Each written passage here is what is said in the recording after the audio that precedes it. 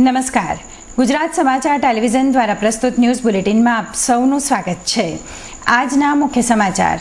2G સ્પેક્ટ્રમની હરાજી બોલવાનો NDA સરકારનો નિર્ણય પી ચિદમ્બરમ જાણતા હતા તેવા એ રાજાના નિવેદનથી ચિદમ્બરમનું રાજીનામું માંગતું ભાજપ. કર્ણાટકના લોકાયુક્ત સંતોષ હેગડેનો ઔપચારિક અહેવાલ વાંચ્યા પછી જ યેદિયુરપ્પા માટે નિર્ણય લેવાશે તેમ જણાવતા ગડકરી. અને ગુજરાત રાજ્યની ખાનગી ગ્રાન્ટેડ માધ્યમિક અને ઉચ્ચતર માધ્યમિક શાળાઓમાં ભરતીના અધિકાર મુદ્દે ગુજરાત શાળા સંચાલક મંડળ સમિતિએ યોજ્યા ધરણા. સમાચાર વિગતવાર.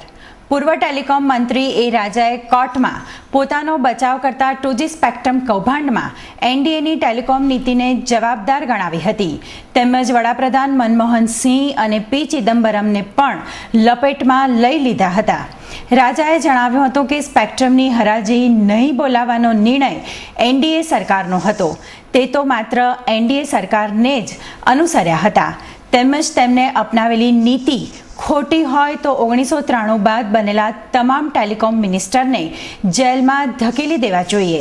વડાપ્રધાન અને પી ચિદમ્બરમનું નામ આપતા ચિદમ્બરમે રાજાના નિવેદન પર સ્પષ્ટતા કરતા જણાવ્યું હતું કે યુનિટેક અને સ્વાન ટેલિકોમ વિદેશી ભાગીદારીને સ્પેક્ટ્રમ વેચ્યું ન હતું. પ્રમોટર દ્વારા નવા શેર જાહેર કરીને તેમને સામેલ કરવામાં આવ્યા હતા. વધુમાં જણાવ્યું હતું કે પ્રધાનમંત્રીની હાજરીમાં પ્રમોટર્સ દ્વારા નવા શેર જાહેર કરીને વિદેશી ભાગીદારોને સામેલ કરવા પર ચર્ચા કરવામાં આવી હતી. તો બીજી બાજુ ડીએમકે 2G સ્પેક્ટ્રમ મામલામાં વડાપ્રધાનનું નામ આપવાના રાજાના નિવેદનથી પોતાના હાથ ઊંચા કરી દીધા હતા. પાર્ટીએ જણાવ્યું હતું કે રાજાના આ નિવેદનથી અમને કોઈ લેવા દેવા નથી. 26,000 करोड़ का जो स्कैंडल हुआ है ये डॉक्टर मनमोहन सिंह जी और चिदम्बरम जी के सहमति से हुआ है और इसलिए उन्होंने तुरंत इस्तीफा देना चाहिए, ये हमारी मांग है. 2G સ્પેક્ટ્રમ કૌભાંડમાં નવી દિલ્હીની ખાસ કોર્ટમાં પૂર્વ ટેલિકોમ પ્રધાન એ રાજાએ ચિદમ્બરમ પણ જાણે છે તેવા નિવેદનથી ભાજપને કોંગ્રેસ સામે એક મુદ્દો મળી ગયો છે.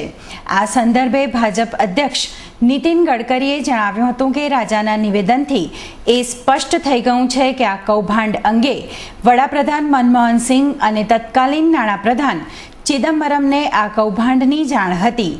ત્યારે ગડકરીએ સવાલ ઉઠાવ્યો હતો કે ભ્રષ્ટ લોકો સામે કડક કાર્યવાહી કરવાની વાત કરતા સોનિયા ગાંધી વડાપ્રધાન અને કોંગ્રેસ પક્ષ પી ચિદમ્બરમ સામે કેવા પગલાં લેવા માંગે છે અને ભાજપ દ્વારા રાજીનામાની પણ માંગ કરી હતી. તો બીજી તરફ કર્ણાટકના લોકાયુક્ત સંતોષ હેગડેના રિપોર્ટ અંગે તેમની વાત કર્ણાટકના મુખ્યપ્રધાન બીએસ યેદિયુરપ્પા સાથે થઈ હતી, જેમાં યેદિયુરપ્પાએ પક્ષના આદેશને માથે ચડાવવાની વાત કરી હતી. જો કે પક્ષ દ્વારા જસ્ટિસ હેગડેનો ઔપચારિક અહેવાલ વાંચી તેનો અભ્યાસ કર્યા પછી જ કોઈ નિર્ણય લેવાની વાત કરતા જણાવ્યું હતું કે और इसलिए उन्होंने जो कहना है वो मुझे कहा है. लोकायुक्त रिपोर्ट मिलने के बाद उसमें जिस प्रकार का जिसमें जो कुछ आएगा उसके अनुसार पार्टी उचित और योग्य कार्रवाई करेगी.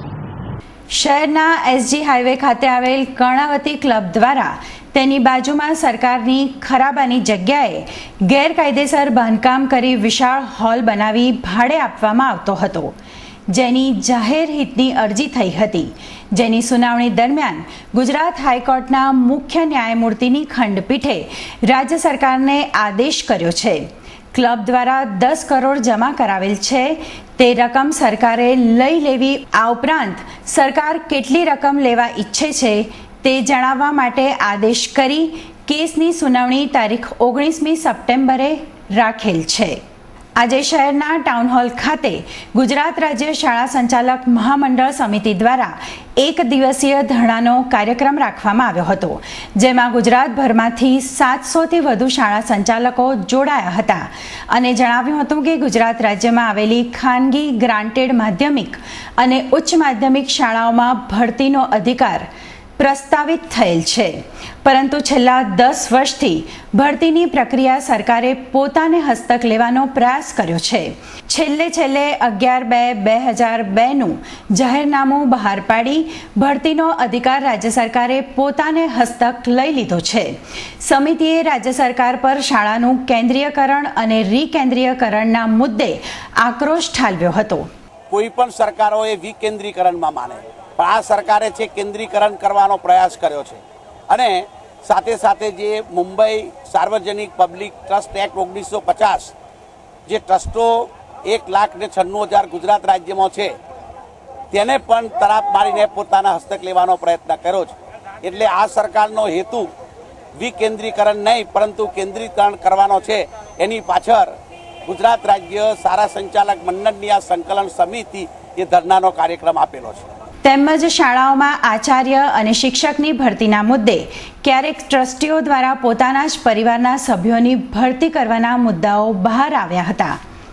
તેમાં શિક્ષણ ખાતાને પણ જવાબદાર ગણાવ્યું હતું. પસંદગી સમિતિ જે નિર્ણય કરે છે એ નિર્ણયને જિલ્લા શિક્ષણાધિકારી બહાલી આપે છે. એટલું જ નહીં, ગુજરાત રાજ્યનો શિક્ષણ વિભાગ પણ એને બહાલી આપે છે અને બહાલી આપ્યા પછી જ આ ભરતીની પ્રક્રિયા કરવામાં આવે છે. એટલે ખરેખર જો જવાબદાર હોય તો ગુજરાત રાજ્યનું શિક્ષણ વિભાગ જવાબદાર છે. સાથે સાથે ગુજરાતની કેટલીક શાળાઓમાં આચાર્ય અને શિક્ષકની ભરતી કરવામાં આવતી નથી, તેમજ અભ્યાસ કરવામાં આવતા બાળકોના વર્ગખંડની સંખ્યાના મુદ્દે પણ આક્રોશ ઠાલવ્યો હતો.